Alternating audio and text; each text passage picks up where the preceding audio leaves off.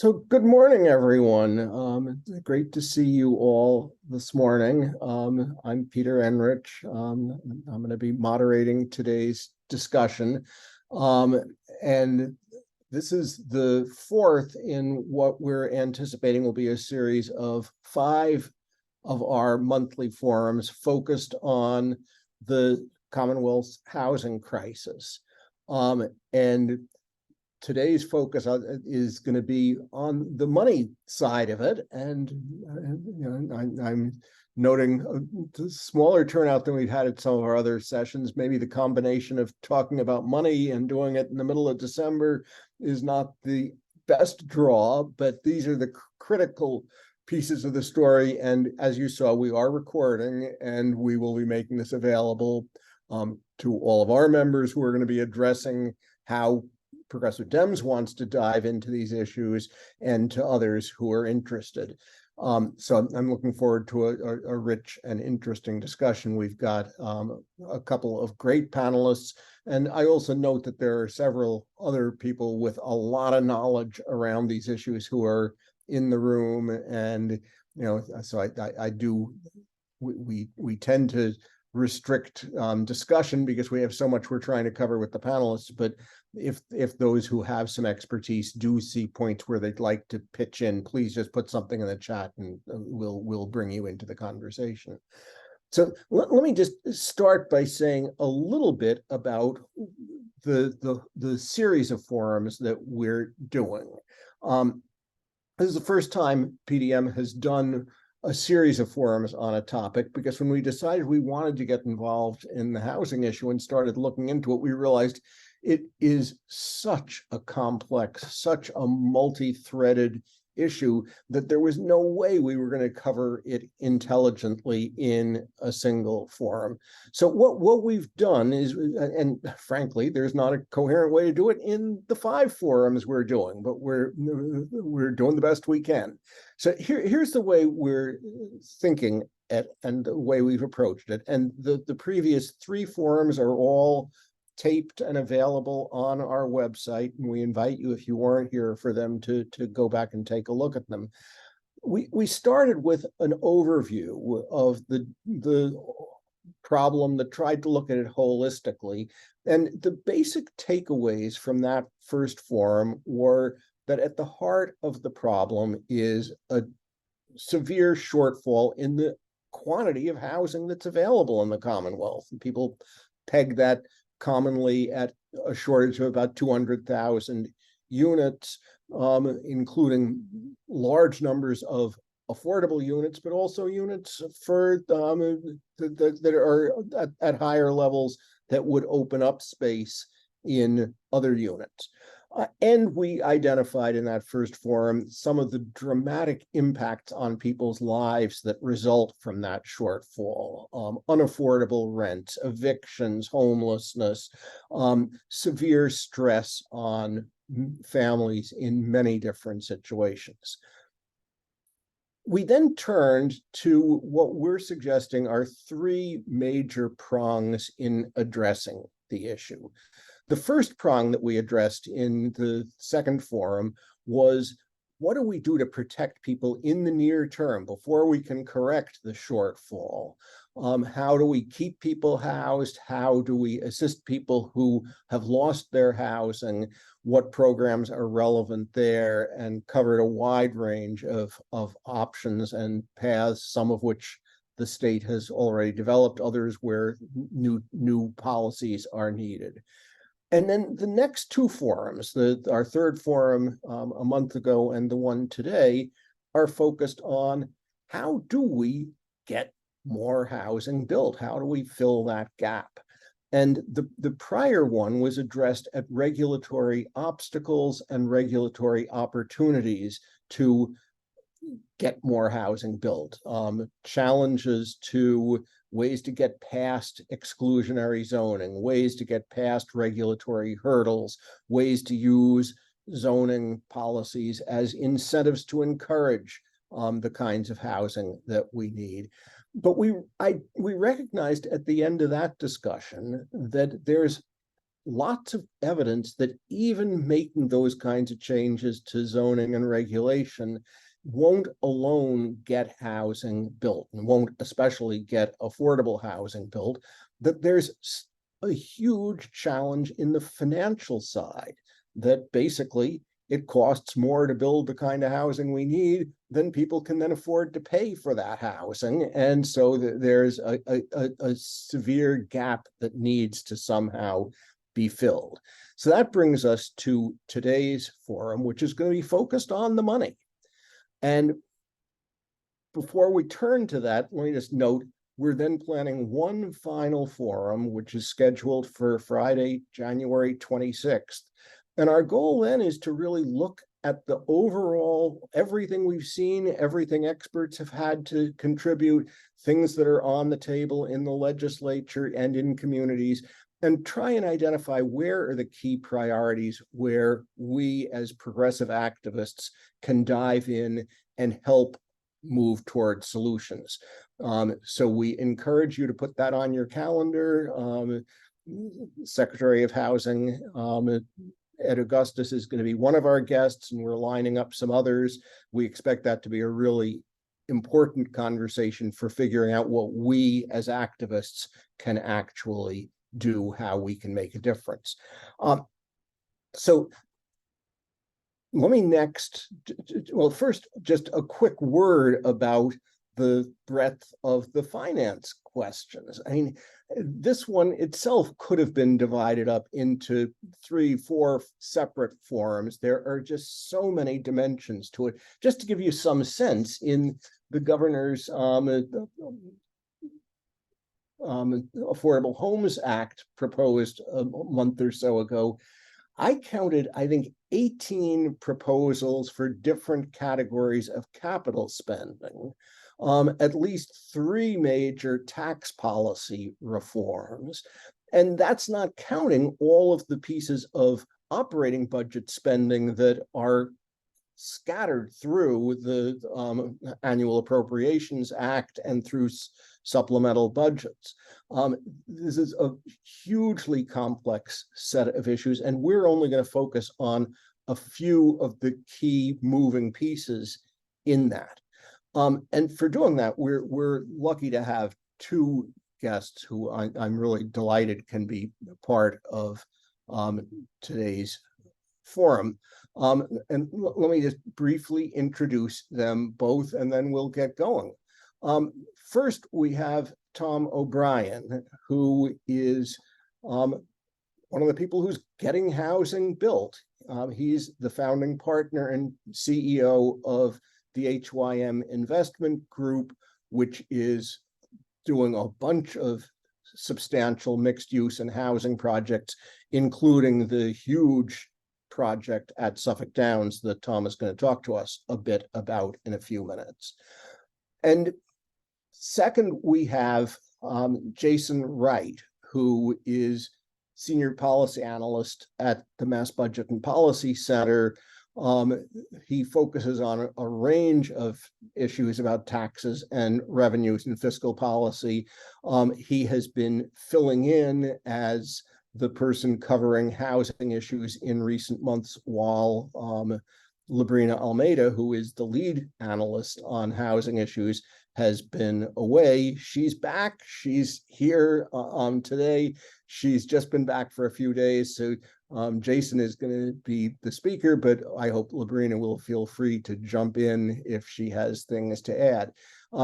Jason, before he came to Mass Budget, where he's been for several years now, worked as a research analyst at the U.S. Department of Veteran Affairs, at the Massachusetts Department of Housing and Community Development, at Roxbury Community College, and I've had a lot of opportunity to work closely with Jason.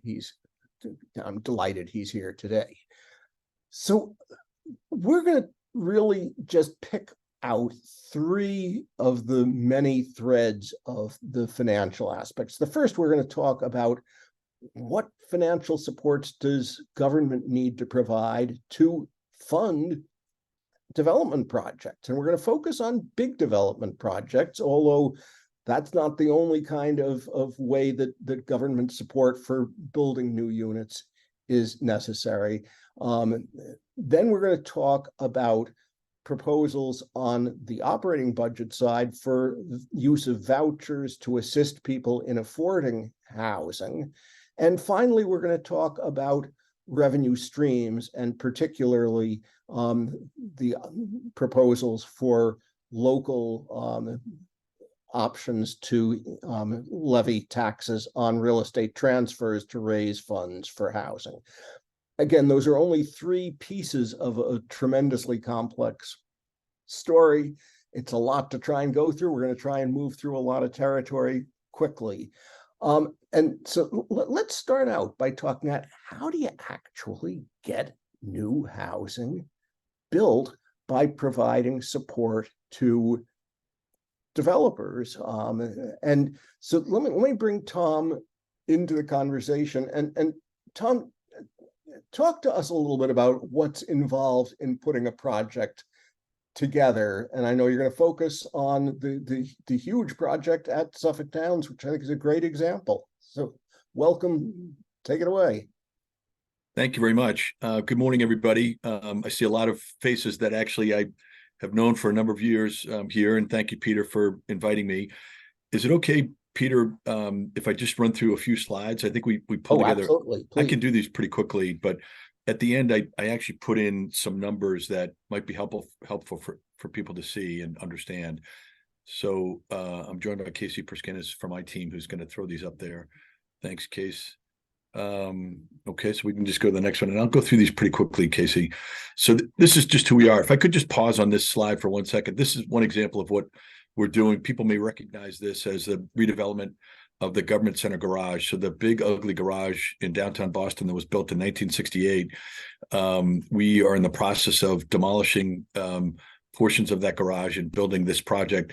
In the end, this project will create approximately 850 units of housing and about 1.5 million square feet of commercial space in downtown Boston, which we're excited about.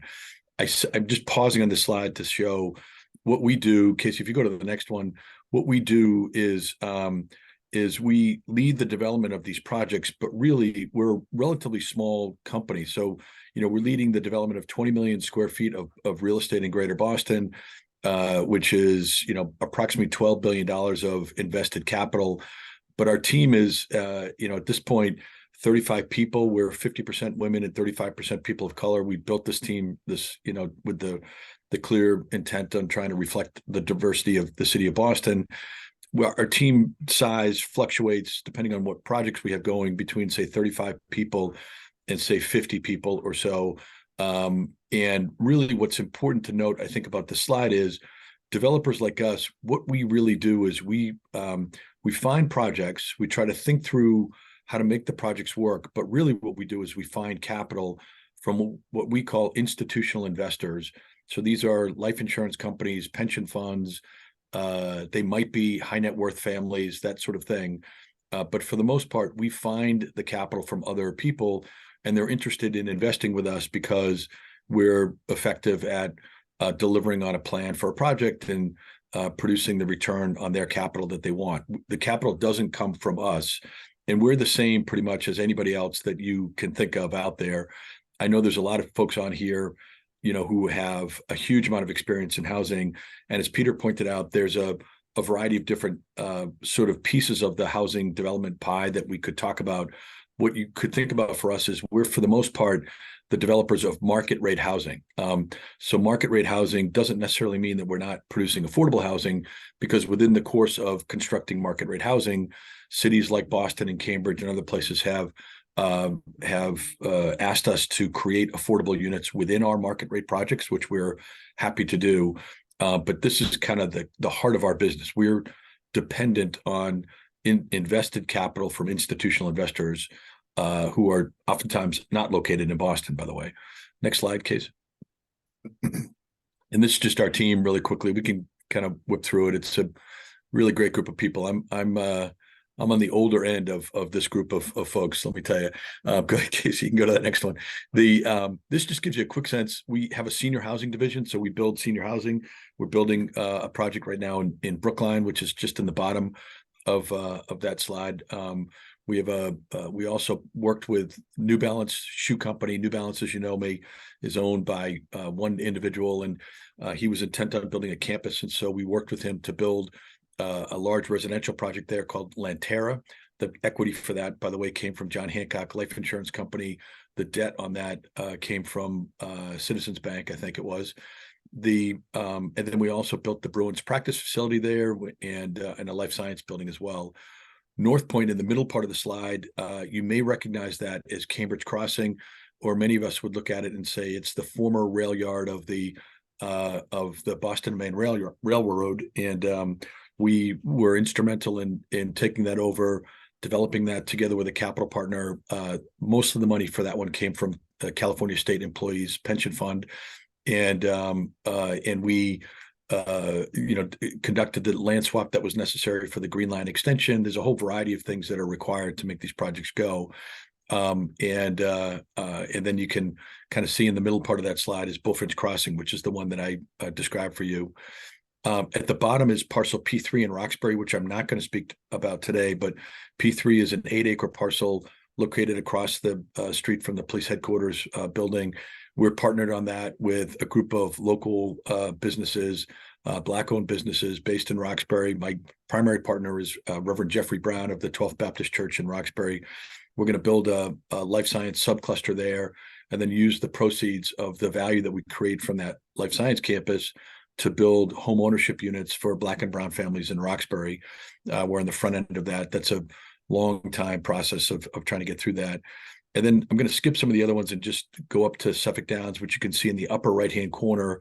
And that's the one we're going to try and concentrate on today. So if you go to the next slide, Casey. This is just quickly Bullfinch Crossing. We don't have to, I love talking about this one, but we can skip this one. P3 I talked about. We could skip this one, I think, too. And then North Point, I could skip this one as well, Casey, sorry. So here's Suffolk Downs. Okay, so here's the basic thesis. Everybody knows this is a closed horse racing track. It was built 100 years ago as a horse racing track. For us in our business, to find 161 acres like this, that's located this close to downtown Boston, that's empty, that's relatively environmentally okay. In other words, there were horses here, there was a lot of manure here, but there's no like when we redid the rail yard, for example, in Cambridge at Cambridge Crossing or North Point, that had a lot of really environmentally difficult soil. This has less of that. There's some, but there's less of that. But most importantly, we're connected on the Blue Line. There are 2 Blue Line stations, and our site, we own all of the property that directly connects us to the Suffolk Downs T-stop and the Beachmont T-stop. Beachmont is located in the city of Revere, so we're in 2 different communities here. About 2/3 of the site is in the city of Boston, and 1/3 is in the city of Revere. You can see in the middle of the site, there's a little body of water. Casey, if you can run that cursor over Sales Creek, that one right there, that's the border, the diagonal border between Revere and Boston.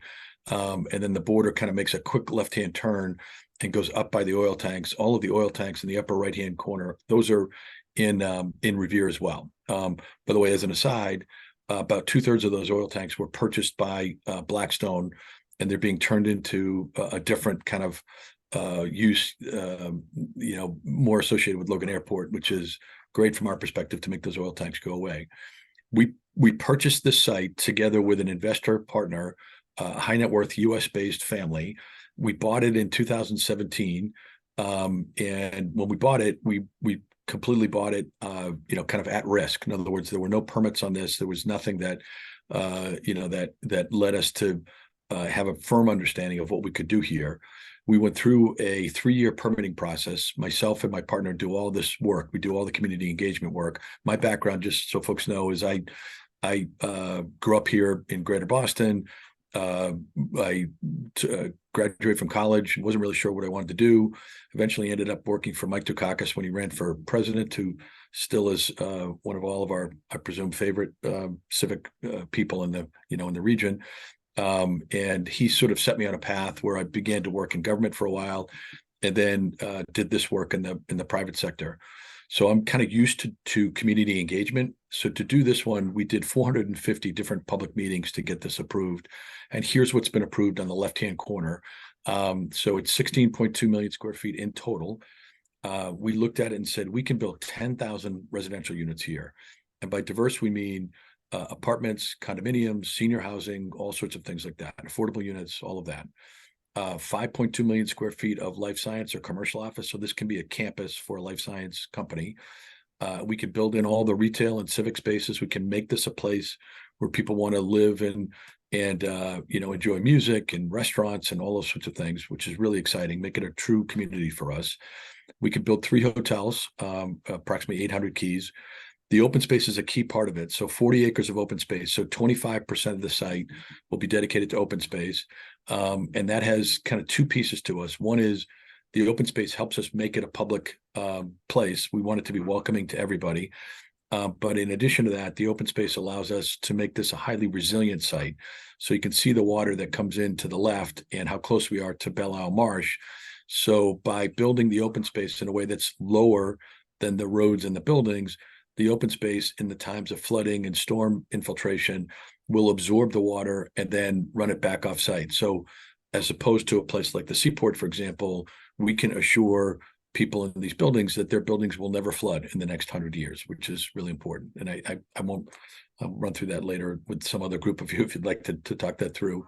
And then all of the infrastructure down at the bottom, we must build all the roads, all the open space, plus there's some offsite work that we do to improving the Blue Line and some other roads as well. So in total, there's about $10 billion of total private investment that will be required over time, which for our little company, on the one hand, if you'd asked me 10 years ago, boy, you're going to have to raise $10 billion, it would scare the heck out of me. But today we have a good track record of raising capital. And really what we've done is we've built up good relationships and a good track record, as I say, with institutional investors. So that's kind of where we are right now. Casey, next slide, please. So this just kind of gives you a quick sense. You can skip this one, Casey, in terms of what we're doing. And this is sort of how we scope out what the campus can look like and what we're trying to do. Go ahead, Casey, go to the next one. And then obviously this is really the fun part for us, by the way, is doing the retail and creating the streets and making it a fun place, for people to want to gather. That's really the exciting thing for all of us to take a place that's an abandoned horse racing track. The metric I usually say to people is when we're done, we will create a place that where approximately 15,000 people will live and about 25,000 people will go to work every day. And the objective for us is to make this a place that's very local, that's very diverse. We have a project labor agreement that is focused on trying to bring in more women, more people of color into the building trades, and to build this in conjunction with the building trades in a way that allows people to build a career here, and to make it a place that's very welcoming for everybody. Go ahead, Casey. This is the open space system. I won't dwell too much on that because we're talking about housing. So keep going, Case. Thank you. This just kind of gives you a quick sense on the open space. Actually, if you go one more back, I'm sorry, Casey. One other quick thing, this gives you a quick sense of what we're trying to do with the open space, where we're trying to make it diverse, and plus the ownership and use of the space is also kind of unique as well. So some of this will be 100% owned by the city of Boston, but we'll manage all of it and we'll care for all of it just because, we'll do, I think, a better job than the Boston Parks Department of caring for space like this. So it's kind of just gives you a quick sense of the depth and the detailed nature of the plan. Go ahead, Casey. And then resiliency, I kind of talked about this one, but generally the idea is to use the open space to make this a resilient site as opposed to a place like the Seaport. Go ahead, Case. This is just public benefits. I won't do this too much, but on-site, off-site infrastructure improvements will create approximately 1,430 new affordable housing units. About 13% of these will be on-site in the course of the projects that we're building, and about 7% of those will be off-site. We did a lot of this work in conjunction with State Senator Lydia Edwards. Senator Edwards was then a city councilor when we were doing this work. So both with Senator Edwards as well as Representative Modero, Mayor Walsh, we had a long process of working through these issues with people, and these are commitments that we're happy to make. Just as an aside, this amount of housing in this project, this is the largest project in the history of the Commonwealth, largest single project, 10,000 units of housing and 1,430 new affordable housing units, is by far the largest that of any single project that has been undertaken in the Commonwealth. And then it gives us a chance to kind of go through all these other pieces on this slide, as you can see, in terms of civic spaces, working with union labor, construction jobs, permanent jobs, tax revenues, all those things you can see. Go ahead, Case. Okay, so here's the phasing plan. So I'm going to focus on 1R, which is up on the right. This is not technically complicated. 1R just stands for One Revere. So we start at the blue line stations and kind of work our way out. So the blue line stations to us are our front door. So we want to create places that are heavily dependent on transit. So we're working very closely with the MBTA on pretty much everything that we do. But 1R is our first phase, and that's 100% located in the city of Revere. As an aside, by the way, when we first started with Revere in 2017, Revere told us at that time, the leadership told us that they didn't want any housing, no housing in all of the site in Revere. And we worked through and said, well, gee, we got to have some housing. So essentially what we agreed to with Revere was 50% of the square footage to be built in Revere will be housing, and the remaining 50% will be commercial, which can be, life science, can be hotel, can be retail. And then of the other pieces in Revere, they were, it can be residential, but it's all clearly an effort to kind of complement the mixed use nature of the entire site. Go ahead, Casey, next one. So here's Beachmont Square. This is what we call. So this is that first phase. So in the bottom of the slide is Beachmont MBTA station. And then the first building is called Amaya, and that's underway right now. So the way Amaya is financed is we own the land and we contribute the land into a joint venture, a new joint venture. The equity for that land, that project comes in part from the Electrical Workers Pension Fund. So the pension fund for electrical workers, National Pension Fund for Electrical Workers, which is based in Washington, D.C., provides a chunk of the equity.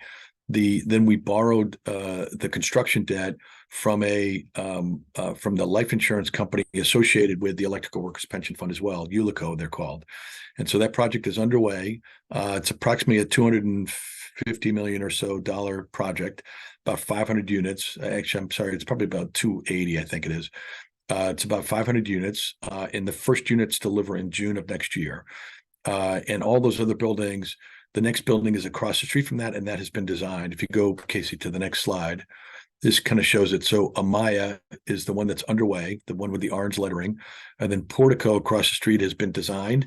And I'm going to talk about the comparison between Amaya when it was started about a year and a half ago, and Portico, which is the one that we're trying to get started right now. So just in the current environment, the challenges that we're having trying to get Portico started are pretty sizable, and trying to get that one moving right now. But in total, you can kind of see this is just one phase, by the way. Casey, if you just go back one more time, this is just one phase. So it's just this one phase is 1.8 million square feet of development, 100,000 square feet of retail, 1,630 residential units. That's a big project for any company. And this is just our first phase of a very large site. Go ahead, Casey, next slide. So this schedule just kind of shows you where we are. Our objective had been to kind of start and build 500 units, per year. So starting with Amaya, our objective was to be underway with Portico this past summer. But interest rates, as they've moved, have really created a situation where we're struggling to get Portico started right now. In fact, it does not underwrite, and I'm going to get to that in 1 second. Go ahead, Casey. And then, that gives us the chance to build this plan, which is great. So you can see the sort of the salmon colored spaces and orange colored spaces are retail. So it gives us a chance to kind of create a really interesting community for people to both live and enjoy restaurants. We actually, for those two pieces at the top of the Amaya building, we have letters of intent in hand for great retailers who are local to Revere and East Boston. Really interesting concepts that we think are going to be great. So we're excited about the retail portion of that. Go ahead, next slide, Case. And this just kind of gives you a sense of what it will look like. There's a Maya that's, underway. This kind of shows you what the square will look like. Go ahead, Casey, you can keep going. And then Portico. So this is the one we're trying to get underway right now. This is fully designed. In fact, we have the building permit. We paid for the building permit here in order to lock in the costs of this building, and we're hoping to get it underway right now. So we've probably spent at this point, I would say, $5 to $6 million of capital on the design and beginning the execution of this, including owning the building permit, but cannot figure out yet how to finance it to get it going. Go ahead, Casey. This is a small commercial building that would be, we're working with an incubator company in Cambridge to bring them here. So that kind of finishes out that square. So we call it 10 Suffolk Downs Boulevard. I don't mean to interrupt, but Yeah. I am conscious of time and a Okay, lot go. we want to cover. And if you can move on and focus Go, Casey. on what the financial challenges are, how Yep. government can help on the financing, that would really be. Okay. So here's where we are. So Amaya is the one on the left. So Amaya is a project that's underway. Okay. And so the land costs, are locked in for that project at 24 million bucks. Hard costs. So obviously we completed our, this is a union built project. We completed our agreement with our contractor, and that's all set and underway. Just as an aside, if you can look at it, it costs just the hard costs in total $353,000, dollars per unit to build these units, and these are not like overly special units. Some of these are quite small micro units. Soft costs another $56,000 per unit. Financing costs $22,000. So in total, to build just Amaya, again, a kind of a not a very high end project, cost almost $500,000 per unit to build that project. We can make it work. At that time, we could make it work because the rents for that project are $4.60. We project out at construction start, and we'll probably the bad news for all of us on this call is rents have continued to go up during the construction period for this building. So rents are higher today than we probably would have projected them. So this building will do fine. The operating expense ratio is just the expenses to manage the building plus taxes and things like that. The big mover on that is often taxes, by the way. And so then that produces a residential net operating income of about $25,000 per unit. Okay. And the retail doesn't really move the needle, but the retail does help a little bit. And that produces a total NOI. The bottom line is the key thing below was that the return on cost for that project was typically about a 5.5%. So it was certainly the case that until the second half of 2023, the second half of this year, if you had a project that underwrote at 5.5%, you would be okay. So think about that for one moment, everybody, just to say to yourself, okay, these people are investing all of this capital for a return of 5.5%. It's not a huge return, which is why this is a good business for pension funds and the like. It's kind of predictable. It's not big. The problem is, as interest rates have gone up, the expectations of that return have to go up as well. You can earn a 5.5% return today if you're investing in just simply, CDs. So if you're taking construction risk and all the rest of it, you need to earn a higher return. So Portico on the right has suffered from a variety of different things. First is hard costs. If you look at that number, which is the second item there, hard costs have gone up significantly. And that is despite the fact that we're sort of in a little bit of a recession here in the real estate business. So hard costs have gone up significantly. So you now call it $100,000 or more higher on a per unit basis. Soft costs kind of stay, they go up, but it's not like crazy. It's not like killing the project. Financing costs have gone way up. So financing costs are probably double what they were. So that largely is because the construction debt that would typically be available is way more expensive as a result. Again, the bad news is monthly rent has continued to go up. So the market rent has gone up, and the expense ratio went up a little bit, which means taxes probably went up. So that means that the residential NOI, went up a little bit. But the problem is that if you go down to the bottom there, the return on cost required by the market is now 6.5%. So that's a big move for us. And that actually, we're probably being a little conservative on that. To get a project started today, you might need to be a little closer to the high sixes, closer to 7. And So, so, Tom, if I can cut to the chase, what you're saying is even for a project, and these are projects that are for market rate housing, that there's a big gap between what you can get as a return and what you need to get investors. And correct. so I guess the question,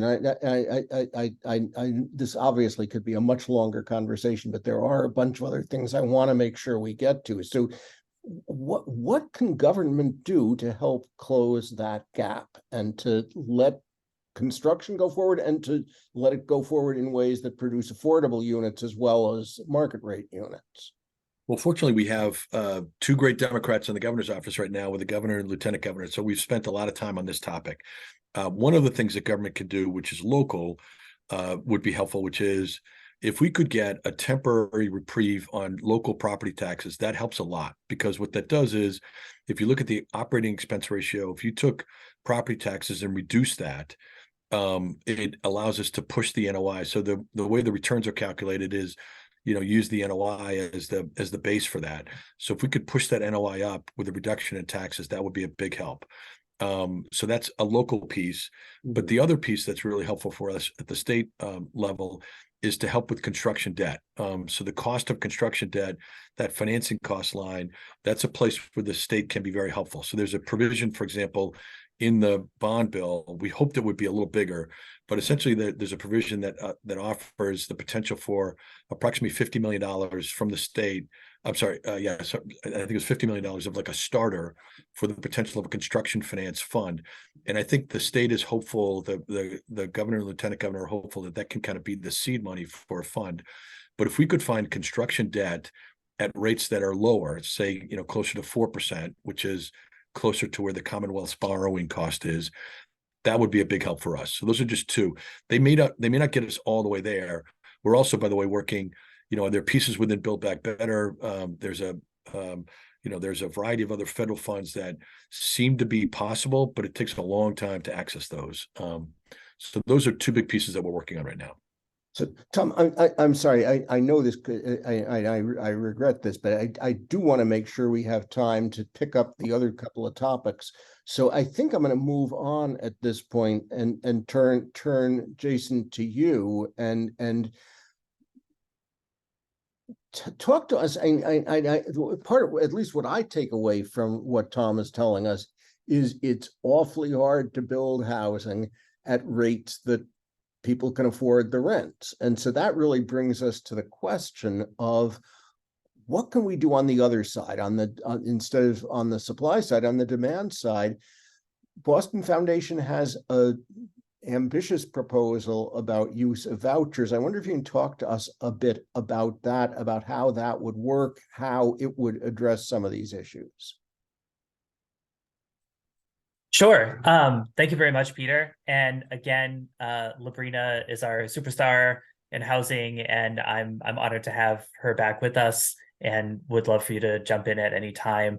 But yeah, so the Boston Foundation report, we could go into some of the specifics about how they did what they did. But I think maybe just going with some of the overall, findings that they had. So they looked at, what would it cost to, and how big would the program be to expand the Massachusetts Rental Voucher Program, which is our state-funded voucher program. We are one of few states that has one of those, which is great, but it is currently woefully inadequate in terms of providing the number of vouchers and units, and therefore affordable units that we need to bridge the gap. So the Boston Foundation set out to understand what would we need to do to get to basically anybody who is earning less than, I think it was anybody who's earning less than 80% of the median area income being eligible could get a voucher. And so they crunched their data, and their estimate was $3.2 billion. And that in their analyses, there would be a lot of really positive benefits from this. So currently, MRVP serves, some less than about 10,000 households. And that is down quite a bit from, let's say, 1990, when I think it was serving around 20,000 households. And that is, a very small percentage of the estimate of families in the Commonwealth that should be eligible for state and federal housing assistance at this time, which the Boston Foundation estimated about 585,000. So it really, we're not there yet with this program. How much are we spending now? The foundation says 3.2 billion. What's the current level of what we're investing in vouchers? I believe we're much closer to about 500,000. Is that right, Jason? Yeah, I'm totally telling yeah. you. So if you like in Labrina's report, right? So you were combining MRVP, AHVP, which is the Alternative Housing Voucher Program, RAFT, and Home Base, right? As rental assistance. Yes. So that's a combined. Yeah, absolutely. Yeah. And that combined is, you're right, it's just about 500 million. Right. And MRVP itself in the fiscal 24 General Appropriations Act is about almost 180 million. So there's a huge gap here, and they talk about doing a stepwise increase, right? So they and others have plans for not just doing this all at once. But obviously people need housing, and vouchers have been a very effective way to get people housing. Although there are serious challenges that the Boston Foundation notes in the voucher program. And I saw that myself working at DHCD. Among them, discrimination. So of course, by race and whether or not you have children, but also just source of income discrimination, right? So people see that you're coming with a voucher and they don't, they just close the door in your face. And the Boston Foundation notes that, I think they feel like flooding the market with a lot of vouchers will make it very difficult and make it very costly to engage in discrimination.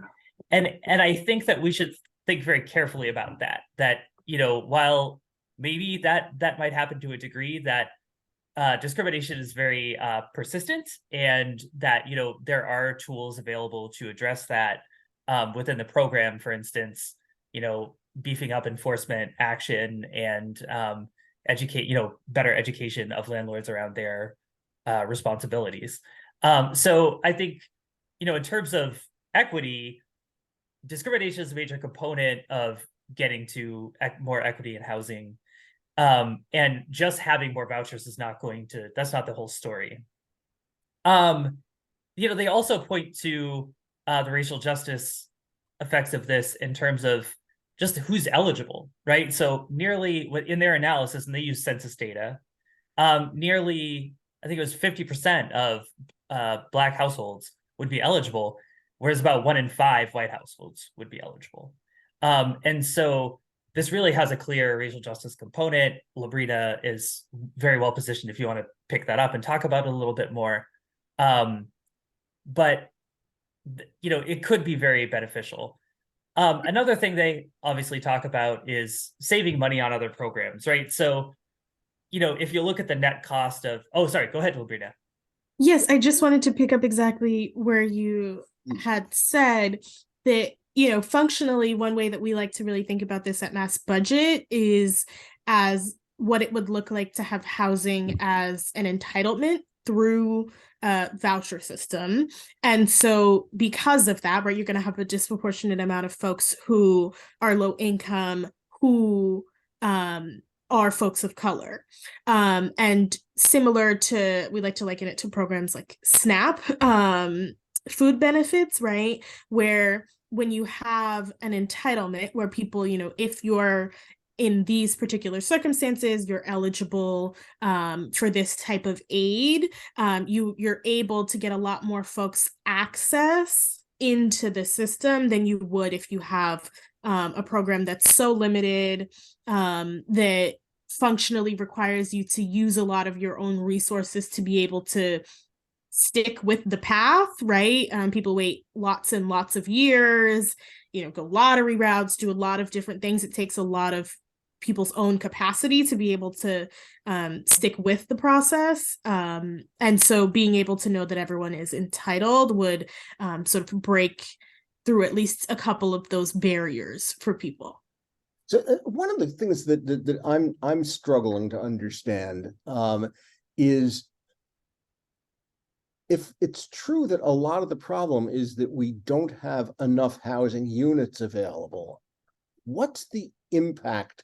What would the impact be of pumping a lot of additional money into assisting people in paying rent for the existing housing stock? Would that help encourage new investment in new housing? Would it drive up the rents and end up mainly benefiting the owners rather than the tenants? How does anyone understand how that works? I mean, there's a couple things to think through there. I mean, one of the first that I think you're pointing out that is critical for us to think about is this idea that if you're giving people a voucher, right, you are ultimately giving people pseudo cash that turns into real cash when it gets to a landlord, right? And so we wouldn't necessarily be doing great on the sort of housing wealth building side of things.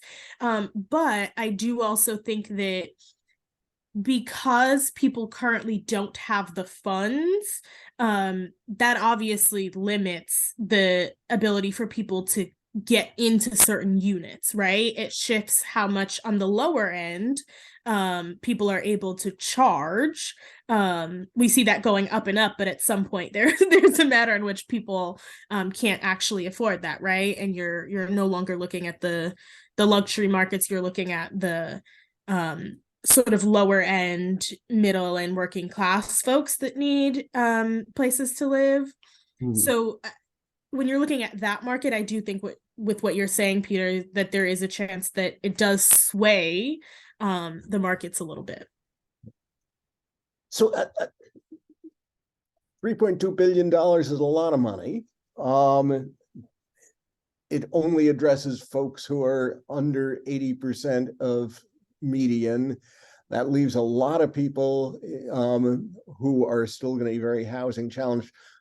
This is we are going to need lots of resources here, and we're obviously not going to talk about the answers to all of this. I should note that even all of the money, the 4-point-something billion in the governor's bond bill, we have to remember bond bills don't generate revenue. They authorize borrowing, but how much borrowing the Commonwealth can then do depends on the Commonwealth's revenues. And getting something passed in a bond bill doesn't get it to actually happen. It then has to go through a capital budgeting process, which means that it may be years before that money is available. So thinking about where the money comes from is a big piece of this. We're not going to try and do all of it today, but I did want to spend at least a few minutes on one important moving piece, which is the efforts of many communities to get authority to raise transfer taxes on sales of real estate that would then go into local housing funds. And again, I want to turn to you, Jason, to just talk to us a little bit about where those proposals stand, what they could do, what are the next steps on that? Yeah, sure. Thanks. Well, I'll drop this in the chat in a minute. So right now we have a proposal in the governor's bond bill, the Affordable Homes Act, and we also there's a bill, Comerford and Connolly have a bill in the legislature, and those proposals differ a little bit, and in pretty important ways. But essentially the idea is that the Commonwealth would make it an option for municipalities to choose to levy a real estate transfer fee to raise funds for affordable housing. And that fee, I think at both proposals, would have to range between 0.5%, 0.5%, and 2% on real estate transactions. And there's a price threshold over which the properties would be subject to the transfer fee. So in the governor's plan, it's $1 million or the county median sales price, whichever is higher. And so in that case, it's just two counties, Dukes and Nantucket, that would be subject to the county median, which is very high. But also, you know, there are a lot of towns in the Commonwealth where there really aren't many sales going on each year of over $1 million, right? And so that limits how many of these towns who really need funding would be able to access this tool. The Comerford bill, I think the wording was a little complicated, but I believe it allows for the towns to use the county median sales price if the county median sales price is below 750,000. And so, you know, that could, and I don't offhand know how many towns would be eligible under one versus the other. I could dig that up, but, you know, it could allow a number of more of additional towns to access this tool. And, you know, this money that's raised by the fee will go through either a municipal affordable housing fund or a regional affordable housing commission fund. And, you know, there are a number of other sort of specifics, but basically the idea is just levying what some might call a small fee on the sale of real estate. One big difference, though, I guess that's important to talk about is do you include residential and commercial? And the governor's proposal, I believe, does include commercial. Now, I will say that one of the things we've been able to do is to, I'm trying to put this in the chat right now, to create a dashboard that gives some estimates of how much revenue might be raised in each town if we were to allow towns to choose the real estate transfer fee. This does only include residential. We don't have commercial data. We would love commercial data. We don't have it yet. But this is just a tool to give you some estimate of how many towns might benefit, and especially in your town. And yeah, I think it's really important to look at this and to think about this as, you know, one of many tools to raise revenue. And it should be noted that there are more than a dozen communities that have already passed local measures to enact transfer fees of this sort, but it can't happen until the state authorizes it. I know I live on the Vineyard, and it's a critical path if we're going to have local resources to put restrictions on existing housing, to add new units on present properties, to increase levels of affordability in new projects. It's a vital resource.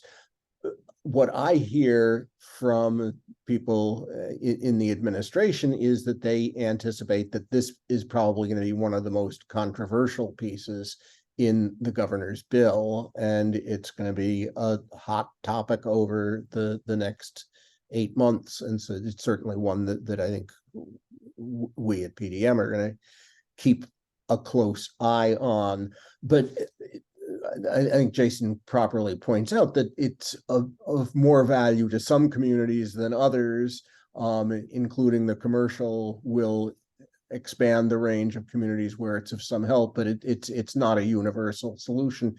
And it certainly is far short of the kind of money that the Boston Foundation plan is talking about than the governor's bond bill would enact. So I am feeling frustrated by how much we have had to skim the surface, even of these few prongs of the complicated financial picture. But I would like to just take the last few minutes and give Tom, you and Jason and Labrina, if you want to pitch in too, thoughts about, you know, where should we be focusing our attention in the financial side of this issue? What are the key pieces that advocates should be thinking about if we want to really expand our ability to achieve our goals? And Jason, you want to go first? No, go ahead. Go ahead, Tom. Tom? I would say two quick things, Jason. I think the first for us is I sort of see the current environment as we're Massachusetts has been in crisis probably for over a decade on this topic, but today it's like a heightened crisis, right? Because there essentially is very little in the way of new development that can start. So I think there's a short-term need for communities to think about whether or not there are ways to help housing projects get going. Most communities that I can think of are not really interested, quite frankly, in helping housing projects go forward. They're willing to accept it if it's coming along, but they're not actively trying to make them go forward, which takes me to the second point, which is more of a longer term. I do think we need to work together to figure out how to address all of these issues with communities around what it means in terms of new projects. Does it mean, new school children in school systems, all those sorts of things, to get communities to be more accepting of projects? This is a 30, 40-year-old problem. We're probably, I would say, just for Greater Boston, we probably need about 175,000 new units of housing. We're that far behind on this topic. So that's a big piece to make up. So, Tom, just to follow up on that, if a community was serious about wanting to do its fair share of getting new housing built, what should it be doing that it's not doing? Is this mainly on the zoning regulation side, or are there financial things? I would say short term, there might be some financial needs. So, for example, a short term tax amount of property tax relief would be helpful in exchange for the long term gain of that property tax relief and of that property tax and the gain of new units. So, short term, I would say that. I would say local communities probably can't do much more than that. But I do think the communities, if I think about the Lexingtons and things like that, they're willing to do their fair share. I think the bigger problem is, how do we induce more communities to say, yeah, we need more housing as a region. This is a good thing. And so we need to do what's necessary to shorten the process and be more available to get these projects permitted and underway. Jason, a few last words for us. Yeah, I mean, I would just say it is an exceptionally complex issue, and it's going to take a lot of tools. And I think we need to be engaging in some creative problem solving. And I think, coming together and having forums where we talk about proposals that might not be popular in some communities, right? Real estate transfer fees. I mean, I think this is a major problem, and we really need to be going as deep as we can on new creative solutions, or even going back to some old solutions like social housing. But it's time to be bold. All right, well, hopefully we're going to be able to move forward on helping be bold. We'll come back to this, and I want to thank Tom and Jason and Labrina all for helping to fill in on the complexities of this. We'll keep plugging away. I hope you'll all stick with us. And again, please do join us on January 26th, when we will really try and look over this whole landscape that we've surveyed and see if we can come up with some strategies where we can engage as advocates and activists and move things forward. Thank you all so much for being here. We'll be in touch. Thank you. Thank you very much.